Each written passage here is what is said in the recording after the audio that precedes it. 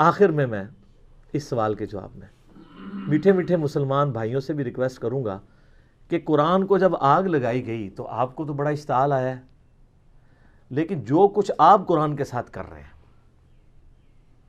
یہ کتاب زندگی تھی، کتاب ہدایت تھی، انہوں نے آگ لگائی ہے، آپ نے آگ لگائے بغیر اس کتاب کے اوپر پابندی لگا دی ہے، اسے جزدان میں لپیٹ کے سب سے اونچی جگہ پہ رکھا ہوا ہے جہاں سے کوئی غلطی سے بھی نہ اٹھا لے، اپنی بچیوں کی رخصتی کے لیے بچوں کو نیچے سے گزارنے اور پیپر دینے کے لیے بچوں کو جانے کا یہ ذریعہ بنایا ہوا ہے، اس سے زیادہ آپ قرآن کو اہمیت نہیں دیتے، تو شامت تو آپ کی بھی آنی ہے، قرآن کی بے حرمتی تو آپ نے بھی کی ہوئی ہے۔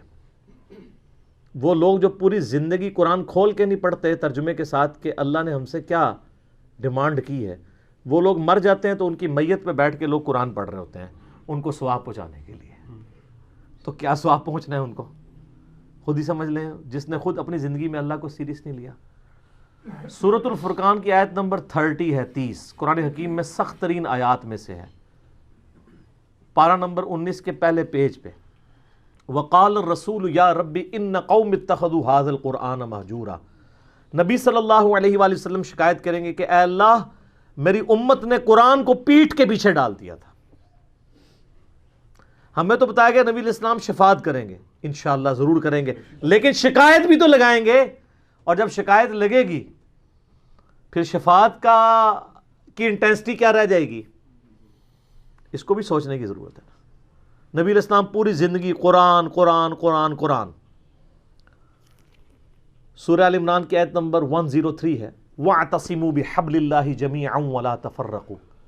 اللہ کی رسی یعنی قرآن، وہ غدیر خم کی حدیث ہے صحیح مسلم میں، انٹرنیشنل نمبر کے مطابق 6225 سے 6228 تک، اللہ کی رسی اس کتاب کو کہا گیا ہے، مضبوطی سے پکڑ لو اور فرقہ واریت میں مت بٹو۔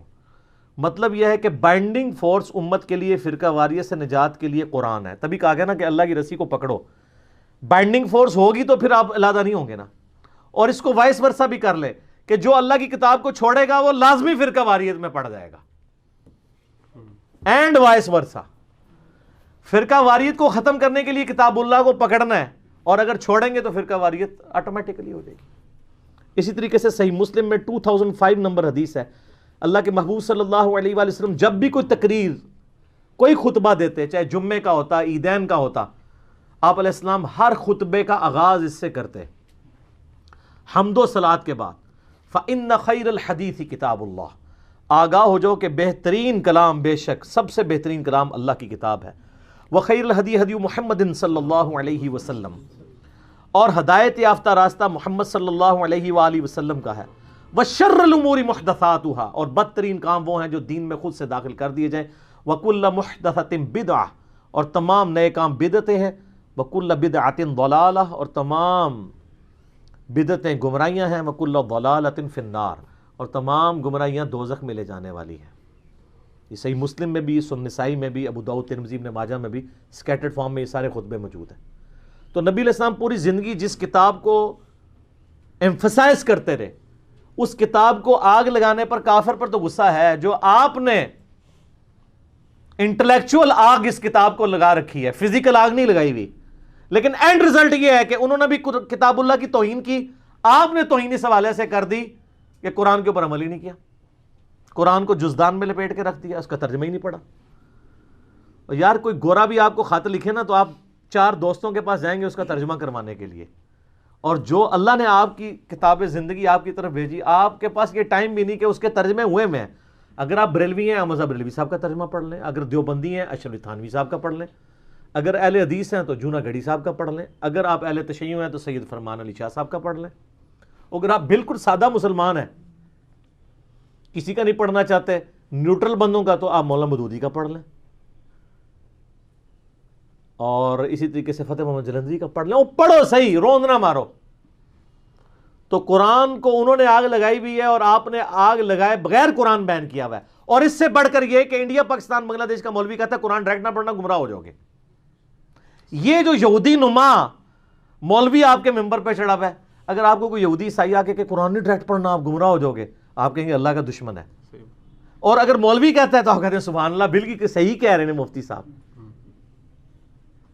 تو اس کی پھکی میرے پاس ہے، ان سے کہ ہم ڈائریکٹ قرآن پڑھتے بھی نہیں ہیں, ہم تو احمد بریلوی صاحب سے پڑھ رہے ہیں کیونکہ ترجمہ انہوں نے کیا ہوا ہے. آپ بتائیں آپ کو قرآن زیادہ آتا ہے یا احمد بریلوی صاحب کو؟ تو کون سا بریلویوں کا مفتی ہے جو کہے گا مجھے زیادہ آتا ہے؟ تو ان کو تو انہوں نے اردو میں کیا, اور اردو میری مدر ٹنگ ہے. جس طرح صحابہ کرام کی مدر ٹنگ تھی عربی, ان کو کسی سے ترجمہ نہیں کرانا پڑتا تھا. زیادہ تر صحابہ بالکل امی تھے, ان پڑھ تھے, لیکن ان کی زبان تھی, ان کو سمجھ آتی تھی. اب اردو تو ہماری اپنی زبان ہے نا, اردو سیکھنے کے لیے تو ہمیں کسی مولوی کے پاس جانے کی ضرورت نہیں ہے. اور اگر مولوی کے پاس جانا ہے تو سب سے بڑے مولوی نے ترجمہ کر دیا احمد بریلوی صاحب نے. دیوبندی سے پوچھیں کہ آپ کو زیادہ علم ہے یا اشرف تھانوی صاحب کو, کہا تھانوی صاحب کو. تو ہم کہیں ہم تو ان سے پڑھتے ہیں, انہی کا ترجمہ ہے. اور یہ ترجمے انہوں نے کیا قرآن بیچنے کے لیے اور پیسے کمانے کے لیے لکھے تھے یا عوام الناس کی بھلائی کے لیے؟ بھلائی کے لیے. تو سر اس بھلائی سے ہمیں نفع بھی نہیں آپ اٹھانے دیتے.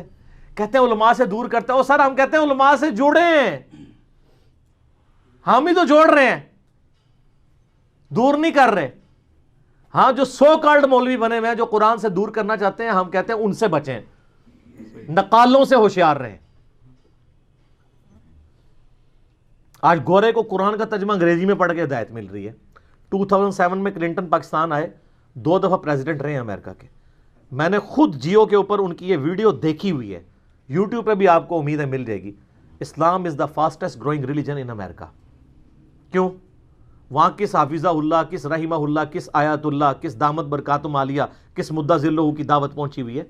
قرآن کا ترجمہ جب 2001 میں ٹوئنس ٹاور کے اٹیک کے بعد اسلام کو ملائن کیا گیا, لوگوں نے اسلام کو اسٹڈی کرنا شروع کیا, اسلام کی طرف مائل ہو گئے. اور بخاری مسلم میں حدیث ہے, نبی صلی اللہ علیہ وآلہ وسلم نے فرمایا اللہ تعالیٰ نے ہر نبی کو کوئی نہ کوئی معجزہ دیا تھا, اور مجھے اللہ نے وحی کا معجزہ دیا ہے. نبیوں پر ایمان لانے والے لوگوں کی تعداد ڈیپینڈ کرتی تھی اس نبی کو دیے گئے معجزے پر. مجھے اللہ نے وحی کا معجزہ دیا ہے, میں اللہ سے امید کرتا ہوں سب سے زیادہ متبعین قیامت والے دن جنت میں جانے والے میرے ہوں گے, کیونکہ میرا معجزہ سب سے بڑا ہے. اور بخاری مسلم میں حدیث ہے, آپ علیہ السلام فرمایا جنتیوں کا نصف امت محمدیہ سے صلی اللہ علیہ وسلم.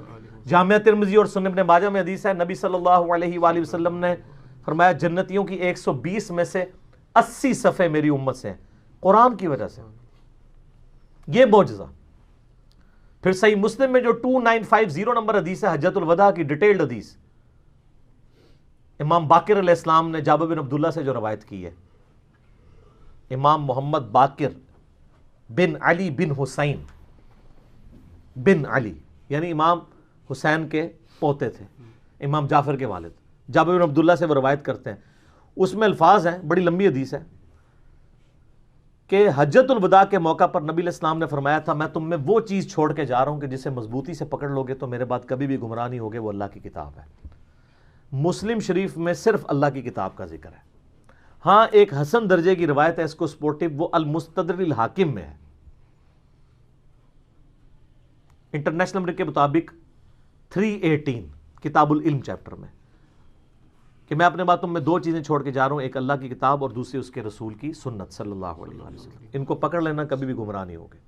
اور ظاہر ہے سنت کو ماننا قرآن کو ماننا ہی, قرآن نہیں ہمیں سنت کی طرف ترغیب دلائی ہے نا. من یطع الرسول فقد اطاع اللہ, جس نے رسول اللہ کا حکم مانا گویا اس نے اللہ کا حکم مانا. قل ان کنتم تحبون اللہ فاتبعونی یحببکم اللہ, اگر تم اللہ سے محبت کرتے ہو تو پھر نبی علیہ السلام کی اتباع کرو, پھر اللہ بھی تم سے محبت کرے گا. تو حجۃ الوداع پہ بھی قرآن. پھر حجۃ الوداع کے بعد جو خطبہ غدیر خم کا, مدینہ شریف واپس آتے ہوئے خم نامی گاؤں میں آپ علیہ السلام نے خطبہ دیا. صحیح مسلم میں اوپر تلے 4 حدیث ہیں, 6225 سے 6228 تک. آپ علیہ السلام کے الفاظ ہی کنکلوڈنگ ہے, اے لوگو آگاہ ہو جاؤ, میں بھی ایک انسان ہوں, قریب ہے کہ اللہ کا قاصد یعنی موت کا فرشتہ میرے پاس آئے اور میں اس کی دعوت قبول کر لوں.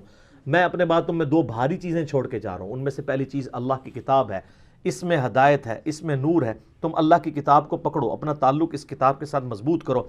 اللہ کی کتاب اللہ کی رسی ہے, جو اسے پکڑے گا ہدایت پر ہوگا, جو چھوڑ دے گا گمراہ ہو جائے گا. اور زید ابن ارقم کہتے ہیں پھر نبی علیہ السلام ہمیں ترغیب دلاتے رہے, اللہ کی کتاب, اللہ کی کتاب, اللہ کی کتاب, لیکن امت نے چھوڑ دی کتاب. اور پھر فرمایا دوسری بھاری چیز میرے اہل بیت ہے, میں اپنے اہل بیت کے معاملے میں تمہیں اللہ کا خوف دلاتا ہوں. 3 دفعہ یہ بات ریپیٹ کیا آپ علیہ السلام نے. لیکن امت نے نہ قرآن کو پکڑا اور نہ اہل بیت کو چھوڑا, ساروں کو ذبح کر دیا, بالکل الٹ نصیحت پہ چلے. وہاں پہ بھی اللہ کی کتاب کو پکڑنے کا حکم تھا. پھر بخاری اور مسلم دونوں میں حدیث ہے نبی اسلام کے وفات والے چیپٹر میں عبداللہ ابن ابی اوفا سے کسی نے پوچھا کہ بتائیے کہ یہ وصیت کرنا کیوں ضروری ہے؟ کیا اللہ کے نبی علیہ السلام نے بھی وصیت کی تھی؟ انہوں نے کہا یہ وصیت کرنا اس لیے ضروری ہے کہ قرآن میں وصیت کا ذکر آیا ہے اور اللہ کے نبی علیہ السلام نے ہمیں قرآن پر چلتے رہنے کی وصیت کی تھی. یعنی وصی رسول کون ہے؟ کتاب اللہ. پھر صحیح مسلم میں حدیث ہے 1897 سیدنا عمر کہتے ہیں کہ میں نے نبی علیہ السلام سے خود سنا تھا کہ اللہ تعالیٰ اس کتاب کی وجہ سے لوگوں کو عروج دے گا اور اس کتاب کی وجہ سے ذلیل کرے گا. تو ڈاکٹر اقبال نے جواب شکوہ میں بھی کہا نا، وہ زمانے میں معزز تھے مسلمان ہو کر اور تم خوار ہوئے تارک قرآن ہو کر. یعنی تمہاری ذلت کا سبب جو ہے وہ قرآن حکیم کو چھوڑنا ہے. تو قرآن حکیم پہ تو اتنی زیادہ حدیثیں ختم نہیں ہوں گی. صحیح مسلم میں 534 نمبر حدیث ہے، القرآن حجت لک او علیک. قرآن قیامت والے دن یا تو تیرے حق میں دلیل بنے گا یا تیرے خلاف دلیل بن جائے گا. استغفر اللہ واتوب الیہ. سر جب قرآن کسی کے خلاف دلیل بن گیا اس کے پاس کیا سہارا رہ جانا ہے بچنے کا؟ بخاری اور مسلم میں حدیث ہے نا، حدیث شفاء ڈیٹیلڈ، اس میں یہ بھی الفاظ ہیں، نبی علیہ السلام فرمایا جب میں آخری دفعہ دوزخ کی طرف جاؤں گا نا تو مجھے بتایا جائے گا کہ اب دوزخ میں صرف آپ کے وہ امتی رہ گئے جنہیں قرآن نے جنت میں جانے سے روک لیا اور وہ کبھی بھی جنت میں نہیں جائیں گے. کون؟ انہ من یشرک باللہ فقد حرم اللہ علیہ الجنہ ومأواہ النار وما للظالمین من انصار. مشرک کو قرآن روک لے گا. ان اللہ لا یغفر ان یشرک بہ ویغفر ما دون ذلک لمن یشاء. بے شک اللہ شرک کو تو معاف نہیں کرے گا، اس کے علاوہ جتنے گناہ ہیں جس کے لیے چاہے گا معاف کر دے گا، وہ بھی اوپن لائسنس نہیں ہے. حتیٰ کہ بخاری اور مسلم دونوں میں حدیث ہے، نبی علیہ السلام نے فرمایا اللہ تعالیٰ نے ہر نبی کو کوئی نہ کوئی دعا دی تھی جو اس نے دنیا میں ہی مانگ لی. حضرت نوح علیہ السلام نے مانگ کے اپنی قوم کے خلاف عذاب مانگ لیا. میں نے اپنی دعا اپنی امت کے لیے سنبھال کر رکھی ہے، میری دعا سے میرے ہر امتی کو نفع پہنچے گا سوائے اس شخص کے جس نے دنیا میں اللہ کے ساتھ کسی قسم کا شرک کیا ہوا. Shirk is the most sensitive issue in the sight of Allah. البتہ دنیا میں توبہ کر لی پھر آخرت میں معافی ہے، بلکہ سورہ الفرقان کی آیت نمبر 70 ہے کہ جو دنیا میں شرک سے بھی توبہ کر لے گا ہم اس کے گناہوں کو بھی نیکیوں سے بدل دیں گے، لیکن دنیا میں، آخرت میں معافی نہیں ہوگی. تو قرآن یا تمہارے حق میں حجت ہے یا تمہارے خلاف. صحیح مسلم 534 انٹرنیشنل نمبرنگ کے مطابق. تو اب آپ کو وہ آیت سمجھ آئے گی جو میں نے ان احادیث سے پہلے بیان کی. وقال الرسول یا رب ان قوم اتخذوا هذا القرآن مہجورا. رسول اللہ شکایت کریں گے صلی اللہ علیہ وآلہ وسلم کہ اے اللہ میری قوم نے قرآن کو پیٹھ کے پیچھے ڈال دیا تھا، والعیاذ باللہ تعالی. تو اس موقع پہ میں یہ ناروے والے واقعے کے بعد میں یہ کہتا ہوں کہ آپ لوگوں نے جو گمراہی کی آگ میں جھونکا ہوا ہے نا یہاں پہ امت کو قرآن سے دور کر کے، تو کام آپ بھی وہی کر رہے ہیں. انہوں نے فزیکل آگ لگائی ہوئی ہے، آپ نے انٹلیکچوئل آگ لگائی ہوئی ہے. اینڈ رزلٹ یہ ہے کہ اس آگ سے قرآن تو ختم نہیں ہوگا، لیکن جو آگ آپ نے یہاں قرآن سے دور کر کے لوگوں کو لگائی ہے، آپ کروڑوں لوگوں کو دوزخ کی آگ میں جھونکنے جا رہے ہیں، والعیاذ باللہ تعالی. اللہم اجرنا من النار، اللہم اجرنا من النار، اللہم اجرنا من النار. آمین ثم آمین.